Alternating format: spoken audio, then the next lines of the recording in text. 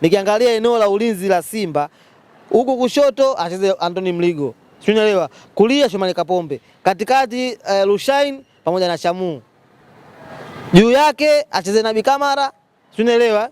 Au acheze Nabi Kamara au Yusuf Kagoma whatever, au sio nani, lakini hiyo ndio safu ya ulinzi ya Simba.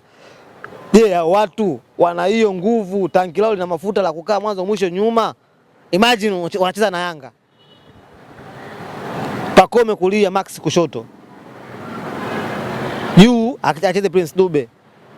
Katikati yao Mudathiri haya Nduke Abuya. Unaelewa? Hapa Jobu na Niliu Baka. Israeli Mwenda, Zimbwe au Boka. Hiyo timu ina defense, ana tabia kukabia kwenye low block.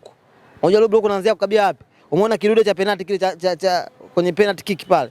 Sogea juu kidogo, ile ndio low block. Sasa timu yoyote ambayo inakabia kwenye low block ni hatari kwenye kufungwa. Nimekutolea mfano timu ambayo ina mawinga hatari, timu ambayo ina utajiri kwenye eneo katikati. Achana na Young Africans, labda ni daraja jingine ambalo Simba wameshazoea kufungwa na Yanga. Azam FC. Faisal kwenye dimba la juu pale. Akaminko chini yake. Juu kitambala bola.